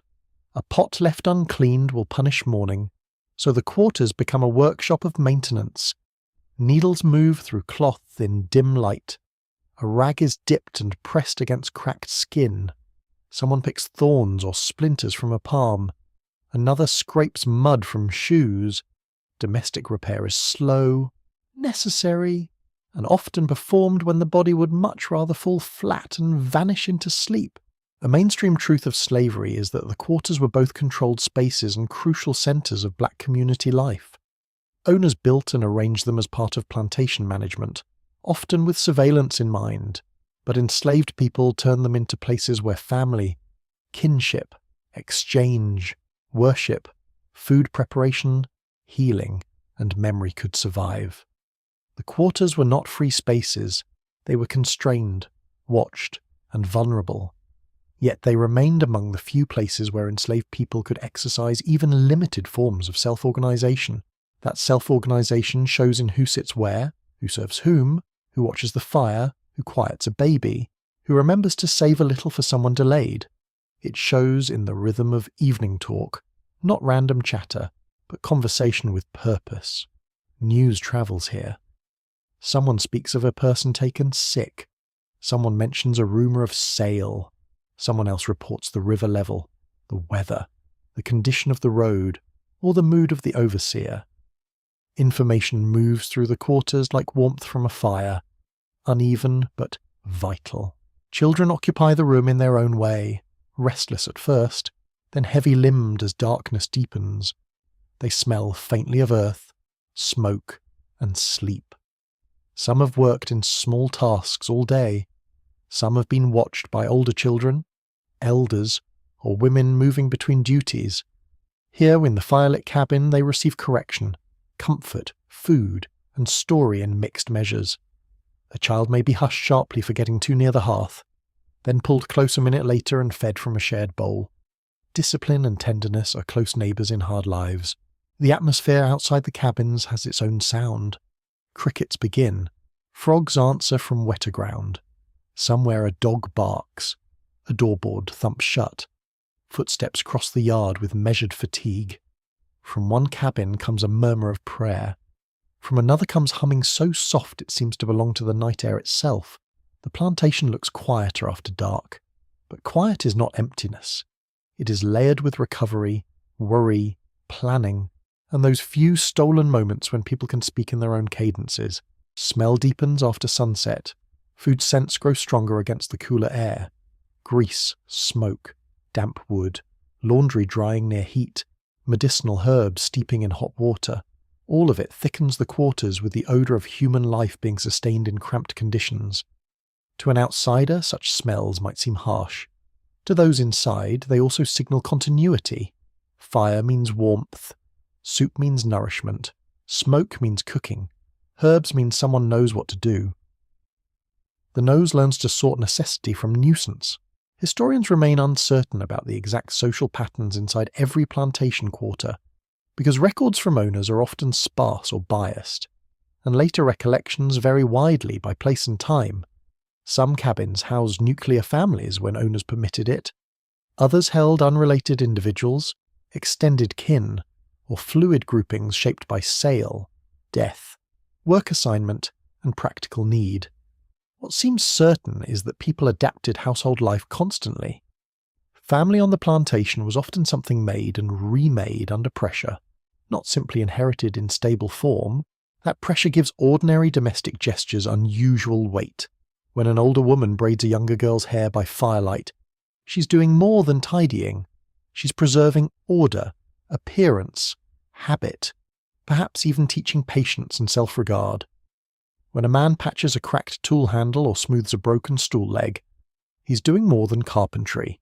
He's creating a small piece of dependability in an unreliable world. When neighbours share salt, lift a pot together, or keep watch over sleeping children while someone fetches water, they're reinforcing the flexible bonds that make plantation life survivable. One quirky but revealing detail of evening life in many enslaved communities was the use of ash and embers with great precision.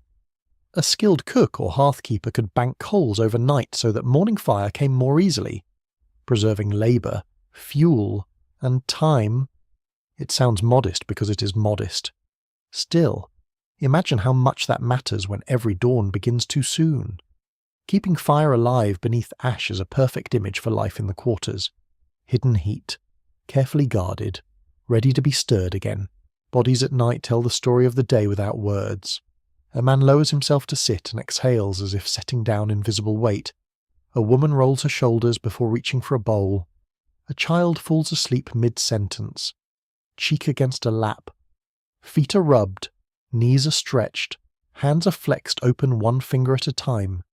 In the flicker of the hearth, scars show, calluses shine, and fatigue settles into faces that are gentler now than they could be under watch in the field.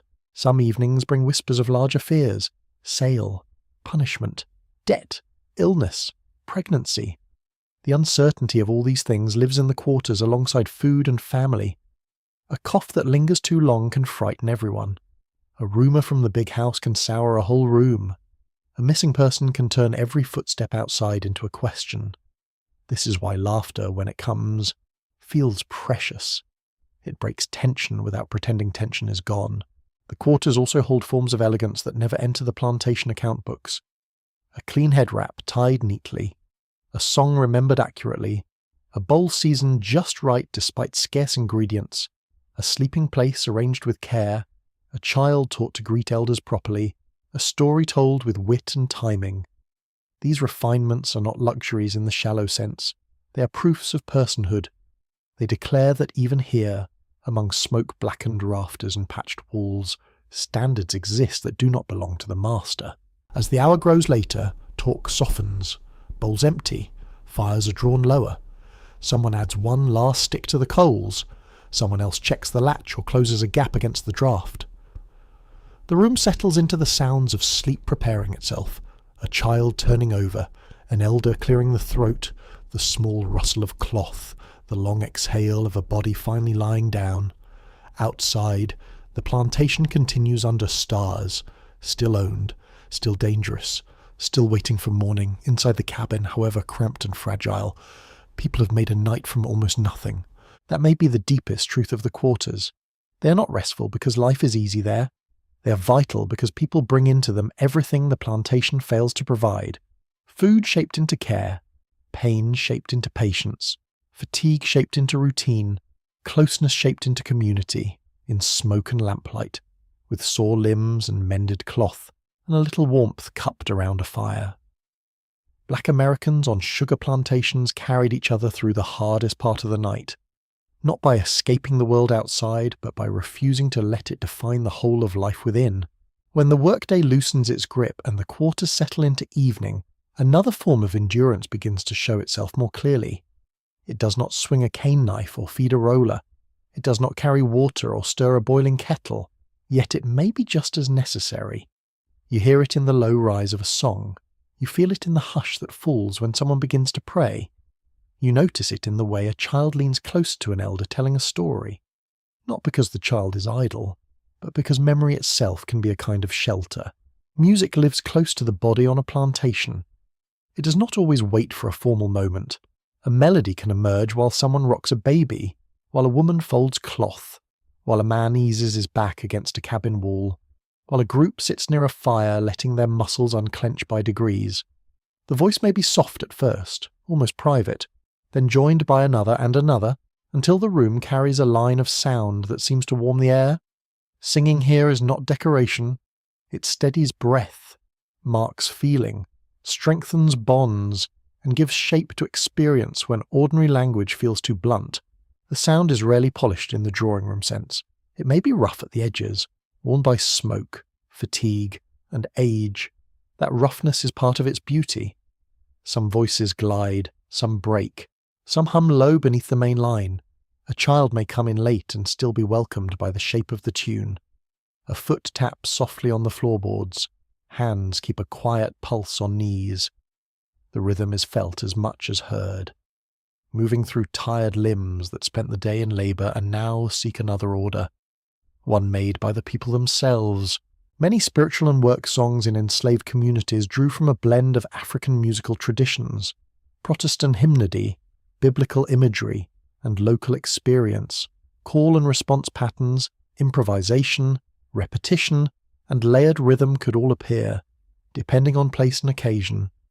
This musical world allowed feeling to move communally. One person could begin a line, another answer, and suddenly, the room would no longer be carrying its sorrow or hope alone. Sound became shared weight. Prayer can take different forms too. It may be formal, with bowed heads and spoken words shaped carefully in the dark. It may be whispered by one person beside a sleeping child.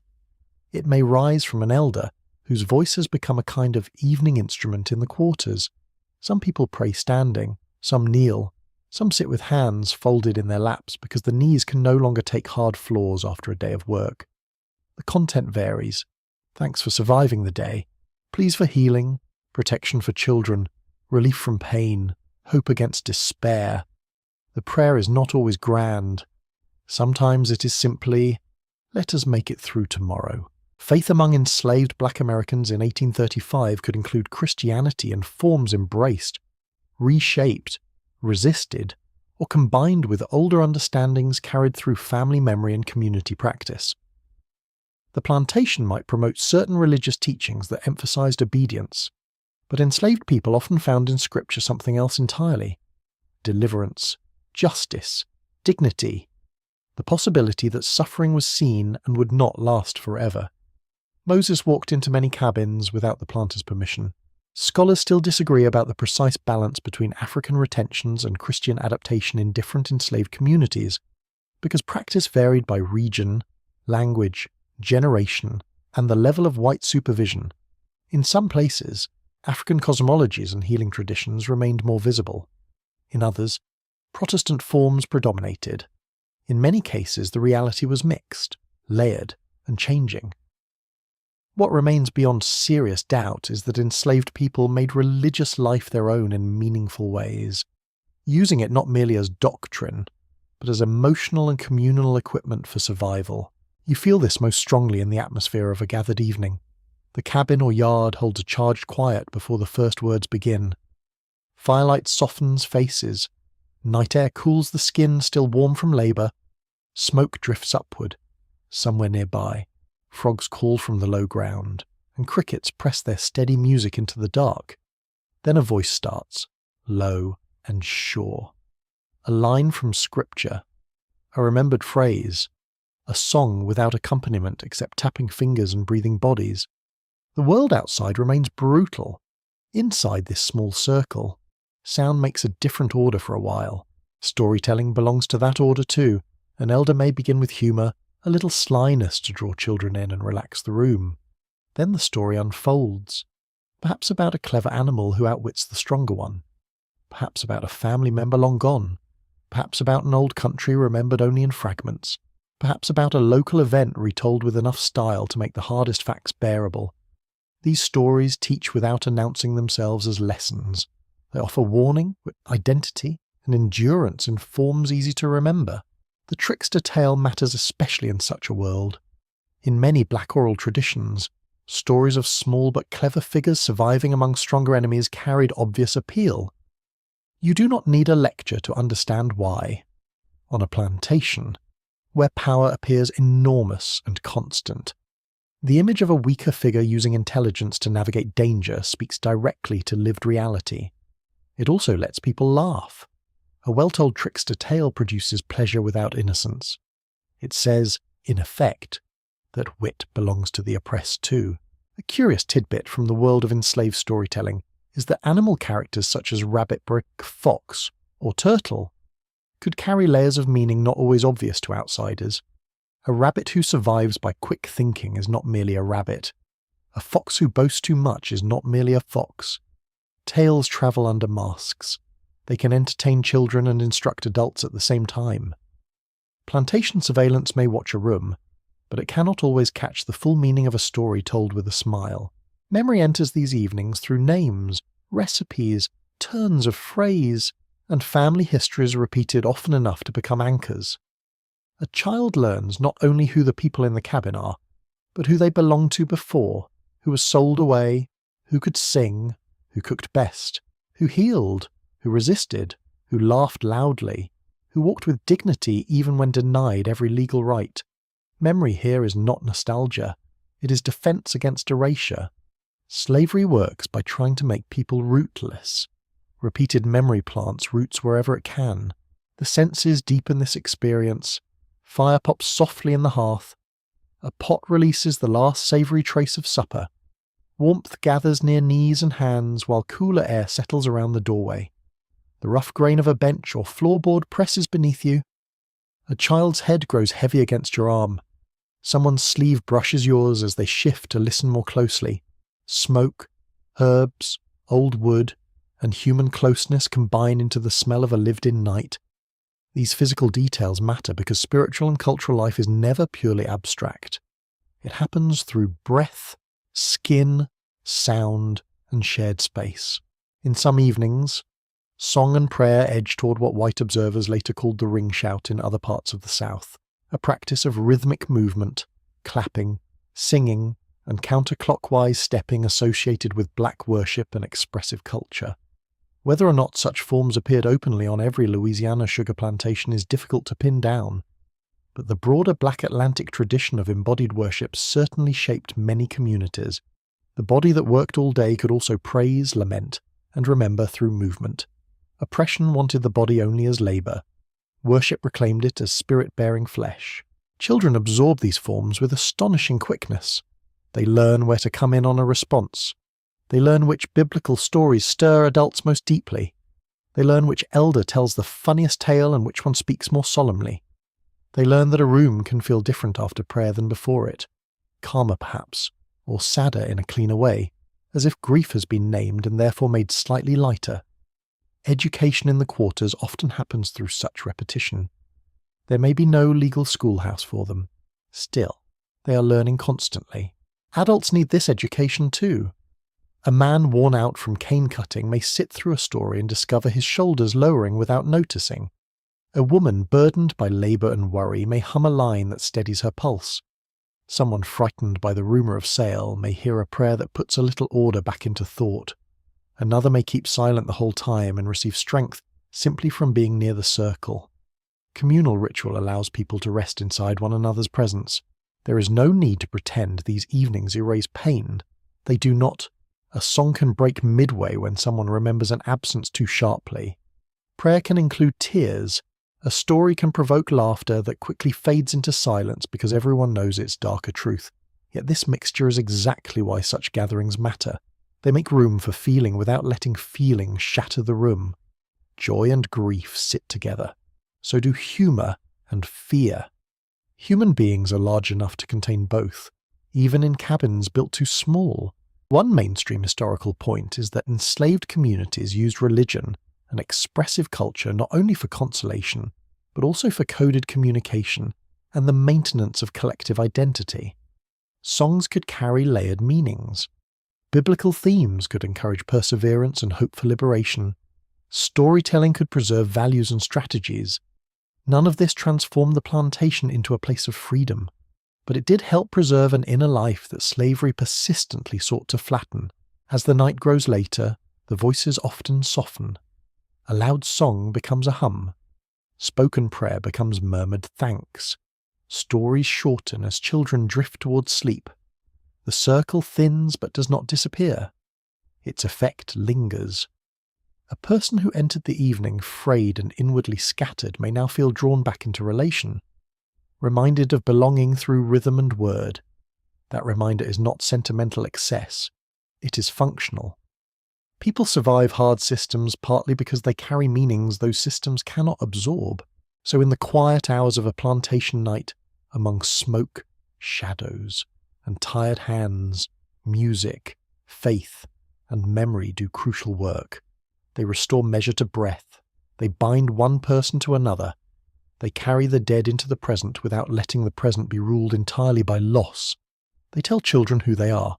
They remind adults that their lives extend beyond the planter's account book. In a place built to extract labour, these practices protect something less visible and perhaps more durable.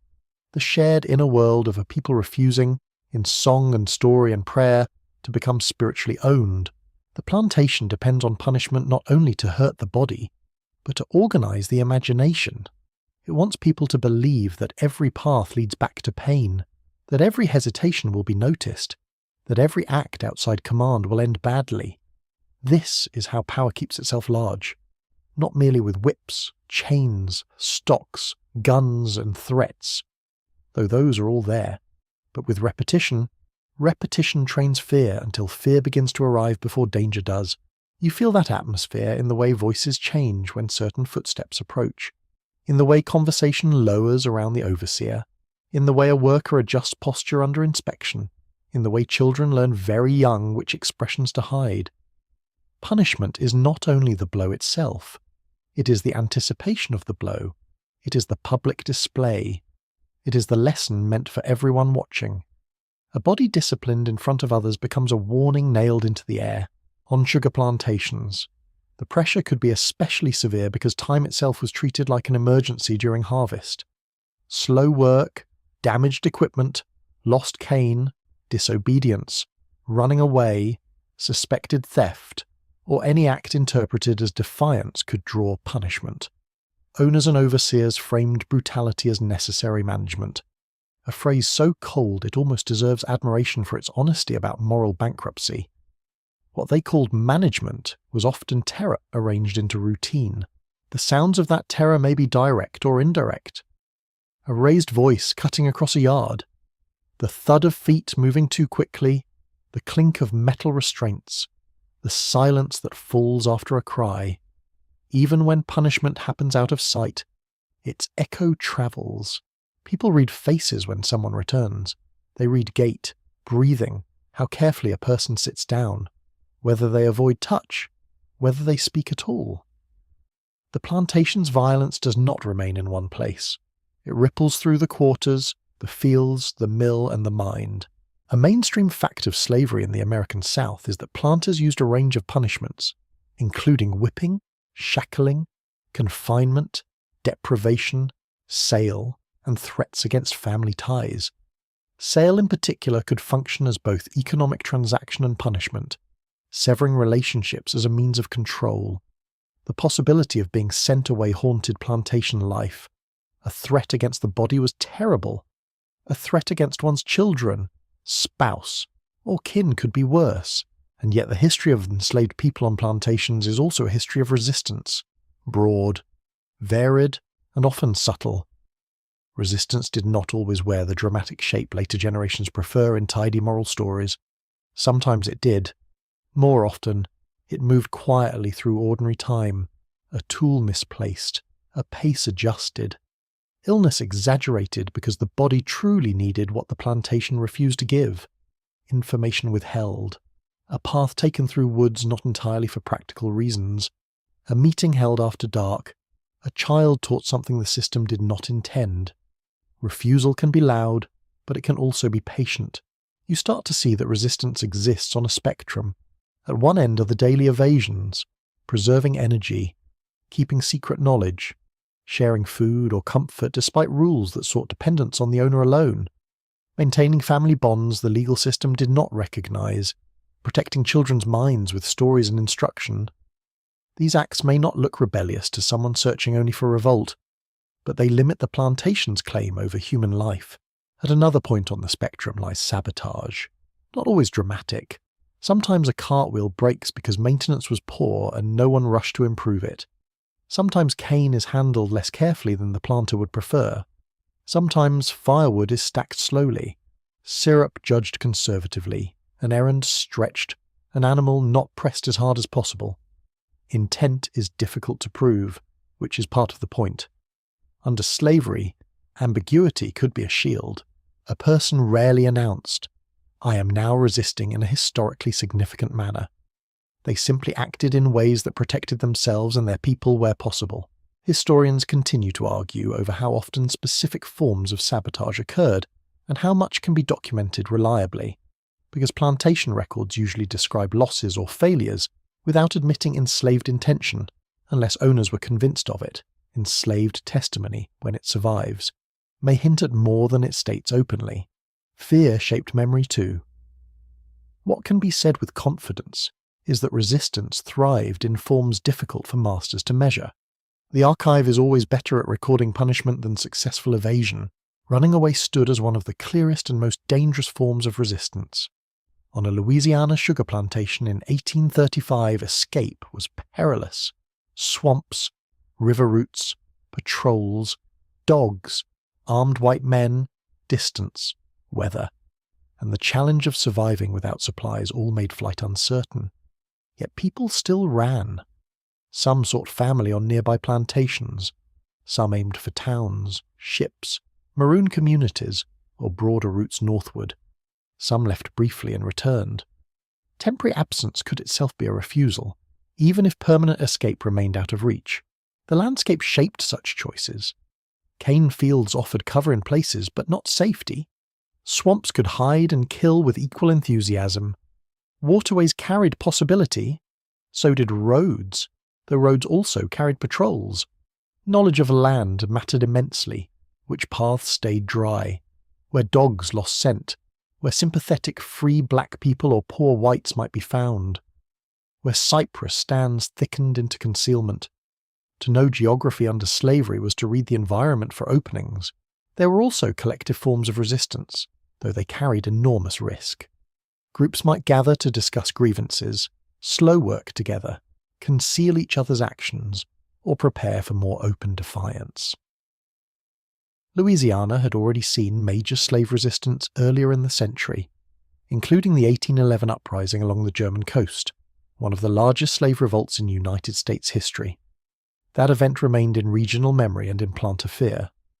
By 1835, white authorities had long worked to suppress similar organizing.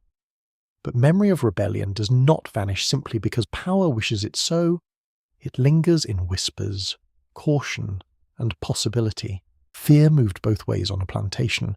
Enslaved people feared punishment, sale, and violence. Slaveholders feared coordination, intelligence, and the plain fact that the people they claimed to own outnumbered them in many places and knew the land better than they did. This fear shaped surveillance. It shaped curfews, passes, patrols, restrictions on gathering, anxiety about literacy, suspicion of religious meetings, and obsession with signs of insubordination. A master who claims absolute control often reveals insecurity by the sheer amount of controlling he feels obliged to do. Resistance also appeared in the protection of selfhood, a person refusing to answer in the broken manner expected, a woman keeping her dignity in dress and posture despite degradation, parents teaching children their names, kin, and worth against a social order calling them property, elders preserving oral history. The maintenance of identity is not a trivial thing under systems built on dehumanization. It is foundational resistance. One quirky but telling detail from plantation life is the strategic use of feigned misunderstanding, an order heard imperfectly, a task interpreted too literally, a confusion performed just convincingly enough to slow the master's intent without inviting immediate retaliation. Such tactics required nerve and sharp judgment. Done badly, they brought punishment. Done well, they created tiny pockets of regained time. Under domination, even slowness can become a language. The sensory world of fear and resistance is vivid. You hear a twig snap in the dark and immediately measure what it might mean. You feel your heartbeat climb when someone lingers outside a cabin too long. The smell of rain in the woods can suggest cover. The rough paper of a pass, if one exists, can feel like a fragile defense in the hand. A hidden bundle of food tucked into cloth feels heavier than its actual weight because it carries intention. Resistance has texture. It lives in quiet footsteps, held breath, coded looks, and objects concealed where only trusted hands will find them. Punishment sought to isolate people. Resistance often sought connection. A warning passed between cabins. A child sent the long way around with a message disguised as an errand. An elder advising caution. Someone standing lookout while others speak low. Communities did not always agree on the right risks to take. Some urged patience. Some urged action. Some had too much to lose in that moment. Some felt there was nothing left to lose. These tensions are part of honest history. Resistance was never simple because life was never simple. There is another uncomfortable truth too. Not everyone resisted in the same way, and survival itself could force compromises. A driver placed between owner and workers might carry out orders and still quietly soften them when possible. A domestic servant close to the big house might hear valuable information while enduring a different form of danger. Someone who appeared compliant may be gathering knowledge, conserving strength, or protecting family. It is easy from a distance to divide people into the brave and the broken. Real plantation life refuses such neatness. A mainstream historical point worth holding on to is that enslaved resistance took many forms, from open revolt and escape to work slowdowns, theft, sabotage, clandestine worship, literacy, family formation, and cultural preservation. Modern historians generally reject any simple picture of enslaved people as passive victims. Coercion was overwhelming, yes, but it never fully erased initiative. Enslaved people remained actors in their own lives even when acting under severe constraint. As night deepens, the plantation may seem calmer from the outside. A few lamps, quiet yards, buildings under stars. Yet beneath that surface lies a constant contest over will. The owner wants labor, obedience, and fear. The enslaved want survival. Loved ones kept near, a little time, a little space, a little choice. Perhaps much more than a little if the chance arises. Every day contains negotiations over these things, sometimes spoken, often not. So when you think of punishment on a sugar plantation, you must also think of what punishment failed to achieve. It could wound bodies, it could scatter families, it could command silence at times. But it could not produce true surrender everywhere, all the time. Too many people kept carving out forms of refusal. Some were small enough to fit inside a pocket, a hidden scrap of food, a message, a choice not to reveal knowledge. Others stretched into the dark beyond the quarters, into meetings, plans, songs, escapes, and remembered rebellions. That is the real tension inside plantation nights. Violence claims authority, but resistance keeps appearing in new disguises. It walks softly, it listens hard, it survives beatings, threats, and watchful eyes by changing shape whenever necessary. Under the discipline of cane, mill, and lash, Black Americans on sugar plantations found ways to resist not because circumstances were favorable, but because circumstances were intolerable. In that difference lies the stubborn force of their humanity. By the time the plantation day has spent itself, what remains is not just fatigue. What remains is evidence. Not the planter's evidence in ledgers and crop tallies, though those survive in neat rows of ink. Not the overseer's evidence in reports about pace, discipline, and weather.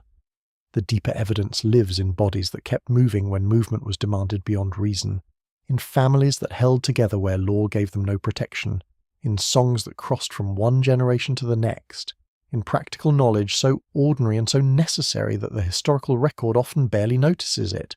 That is what the cane could not crush. The plantation was built to reduce life into outputs. Barrels, hogsheads, acres, tons, hands, breeding women, prime men, children valued by future labor. Every category in that system was designed to make human beings countable without fully counting them. Sugar especially encouraged this logic. It rewarded extraction, speed, scheduling, and industrial discipline. Cane had to be cut. Cane had to be hauled. Cane had to be crushed, boiled, reduced, packed, shipped. because the process demanded so much. The people forced through it were expected to become extensions of the process itself. Yet they did not become mere extensions. The first thing the cane could not crush was skill. A plantation could claim ownership over labour, but it still relied on knowledge it did not create. Enslaved workers knew how to cut efficiently without collapsing too early. They knew how to read weather, mud, and crop condition. They understood the rhythms of mills or rollers, kettles, and carts. They knew how to judge heat, preserve food, mend cloth, soothe illness, keep children fed, and stretch resources beyond what seemed possible. The owner might hold the title deed. The real intelligence of survival often lived elsewhere. That intelligence appeared in ways so routine that they can look almost invisible from a distance. A hand repositioning on a tool handle, a garden planted in poor soil and somehow made to yield, a sleeping arrangement adjusted to fit more bodies with a little more comfort, a child taught how to carry water without spilling, herbs gathered at the right season, a meal seasoned to restore appetite after exhaustion. These are not footnotes to plantation history. They are the inner machinery of endurance, and without them the whole enslaved community would have been left even more exposed to hunger, illness, and despair. The cane could not crush care either. That may sound soft beside the hard facts of slavery, but care was one of the strongest things present. Care carried food to the sick. Care kept watch over someone walking back injured from labour. Care fed children first when food was short. Care stayed up at night with fever. Care stitched tears in fabric and in mood alike. Care cleaned cuts, remembered due dates of pregnancies, listened for troubling coughs, braided hair, saved portions, whispered warnings, and steadied shaking hands. In a system that treated black bodies as productive assets, Care insisted that those bodies were beloved, mourned, and worth preserving. Women often stood at the centre of that work. Though not alone in it, men, elders, children, kin by blood, and kin by choice all contributed. The community built itself through repeated acts of attention. This is one reason plantation survival cannot be described only as an individual feat. No one endured a sugar plantation entirely alone. Even the solitary moment, a person staring into firelight after a brutal day, carried traces of others who had fed, taught, sheltered, or warned them. Survival moved through networks, however fragile. Family, too, proved harder to crush than the plantation expected. Slaveholders could sell relatives away. They could refuse legal recognition to marriages. They could separate parents from children by work assignment, punishment, or commerce. They could turn kinship into vulnerability. Yet families still formed. Sometimes they were biological, sometimes extended, sometimes improvised from need and affection. An older woman became auntie to children not born from her body. A neighbour became uncle through loyalty. An elder became grandfather because wisdom and protection create their own authority. Slavery disfigured family life, but it did not erase the human urge to make family wherever possible. Memory survived in these family structures. Names passed quietly from mouth to mouth. Stories preserved the shape of people no longer present. Cooking methods recalled places and ancestors across distance and loss. Certain phrases, songs, prayers, and gestures held fragments of the past inside the present. This mattered because slavery depended on rupture. It wanted people cut off from origin, from continuity, from any narrative larger than the plantation. Memory answered by threading continuity through ordinary life. Not perfectly, not without loss, but enough to matter. The cane could not crush humour. Even now, that feels almost rude to say, which may be why it is important. Oppression hates being laughed at. It can tolerate fear. It can manage tears. It cannot fully control mockery. A joke muttered in the field. A story that shrinks the mighty into the foolish. A sideways comment about the overseer's vanity. These things puncture the inflated claims of authority. Humour does not remove danger, but it does rearrange perspective. It reminds the oppressed that the powerful can still look ridiculous. Religion and spirituality also endured beyond the plantation's intended use. Owners might encourage forms of Christianity that emphasized obedience, but enslaved people found within faith languages of justice, deliverance, mourning, and hope. Prayer gathered communities into shared feeling. Song transformed exhaustion into rhythm. Biblical stories offered a map in which bondage was not the final word. Some people held close older spiritual understandings woven through healing, protection, and the sacred meanings of daily life. Whatever the form, spiritual practice helped preserve a sense that the plantation's power was real but not ultimate. A mainstream historical truth bears repeating here. Black Americans under slavery were never simply acted upon. They were constrained, brutalized, surveilled, bought, sold, and punished. Yet they also acted, chose, adapted, taught, resisted, and created. Modern scholarship has worked hard to correct older narratives that flattened enslaved people into silent sufferers. Suffering was real. So was agency. The challenge is to hold both truths without using one to soften the other. People survived through intelligence and will, not because slavery was somehow bearable.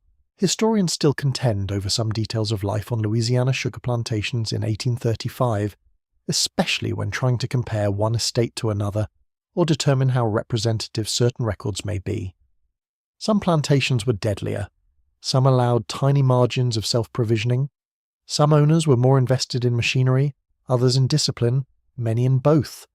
Testimonies differ, records omit, numbers conceal. Yet across these variations a larger pattern holds. Sugar slavery was among the harshest forms of labor in the United States, and black survival within it required constant adaptation across body, household, and community. One revealing detail from the world of sugar is the way byproducts remained useful after the main extraction. Molasses, skimmings, bagasse, each had further purpose in food, fuel, feed, or process. The plantation's economy hated waste. It wanted one more use, one more transformation, one more profit. There is an unintended lesson in that. Even under a system obsessed with wringing value from everything around it, there remained human capacities it could not process into property. Love was not reducible. Memory was not marketable in the same way. Song could travel without permission. Dignity could bend without disappearing. The body itself became a site of both injury and persistence. Hands hardened, backs ached, feet cracked. Lungs took in smoke and dust. Skin bore cuts from cane and scars from punishment. Pregnancy strained women under impossible demands. Age arrived early. Illness lingered where rest was scarce. No truthful telling should hide the bodily cost. Yet those same bodies also held knowledge, posture, rhythm, touch, craft, and tenderness. A scarred hand could still soothe a child. A tired back could still bend over a garden. A voice roughened by work could still sing clearly enough to quiet a room. The plantation could command labour, but it could not fully command meaning. That is why the quarters mattered so much. In cramped cabins and around smoky fires, people made interpretations of life that did not belong to the master. They decided what counted as a good meal, a proper greeting, a wise elder, a funny story, a dangerous rumour, a shameful act, a noble one. Moral life continued beneath domination. So did aesthetics, how to tie cloth well, season food properly, tell a story with timing, sing a line with feeling. The continuation of standards outside the plantation's profit logic was itself a form of survival. Resistance belongs in this final understanding too, not because every day held rebellion in a dramatic sense, but because endurance without total surrender is already a kind of challenge to oppression. Some resisted through escape, some through sabotage, some through preserving literacy or communication, some through worship outside white control, some through family making, some through withholding their full selves from the gaze of power. These forms differed in risk and visibility, but they shared a refusal to let the plantation define the entire meaning of existence. Children were central to this refusal, even in bondage. Adults taught them more than how to obey. They taught names, caution, manners, songs, stories, practical tasks, and the social grammar of the quarters. A child learned who could be trusted, how to move quietly, when to listen, how to carry food, how to read moods, how to belong. In this way, survival became an inheritance. It should never have had to be one, but it was, and it was passed on with care. So when you ask how black Americans survived long days on sugar plantations in 1835, the answer is not a single trait like toughness. Toughness is too blunt. The answer is a whole living system of adaptation. They survived through bodily knowledge, communal care, culinary ingenuity, healing traditions, faith, humour, memory, mutual aid, subtle resistance, and the persistent making of family under attack. They survived because the human person is more layered than any slave system can fully comprehend. Labour could be stolen, time could be stolen, safety could be stolen. People themselves were never fully reduced to the theft. Now the night deepens at last. The mill is quieted, the last cart has gone still. Smoke from banked coals drifts lightly through the dark, and the cane fields stand under a sky that gives nothing away. In the cabins, some sleep already, some remain awake, listening to breath, to insects, to the occasional creak of timber cooling after the day's heat. A mother draws a blanket higher over a child. An elder settles stiff legs with a soft groan. Somewhere, almost too low to hear, a voice hums a final line of song, and you understand something simple and immense. The plantation was built to manufacture sugar, but the people within it kept manufacturing life. Wind down, so let the night grow quieter now. Picture the fields no longer as places of command, but as dark lines under a patient moon, their sharp edges softened by distance. The air has cooled. The smoke from the cabins rises slowly and thins into the sky. Frogs murmur in the low ground. Crickets hold their steady rhythm. The day's noise has withdrawn into memory, leaving only small sounds, a blanket shifting, a coal settling, the faint creak of wood, the long calm breath of someone finally asleep. You do not need to carry every sorrow from this story into your rest. It is enough to notice the endurance, the tenderness, and the quiet intelligence that moved through those long plantation days. It is enough to remember that even in harsh places, people found ways to keep one another warm, fed, comforted, and known. They kept songs. They kept names. They kept stories alive by speaking them softly into the dark. Let the cabins grow dimmer now. Let the fire sink lower. Let the tired hands unclench. Let the night air move across the doorways and cool the last heat of the day. The fields can wait. The mill can wait. The ledger can wait. For this moment, there is only stillness gathering around sleeping bodies, around banked coals, around a sky full of quiet stars, and as the plantation fades into distance, keep only this final image, a small circle of warmth in a dark world, and within it the stubborn, gentle truth that human care can outlast cruelty, that memory can outlast silence, and that even after the hardest day, the night can still arrive softly,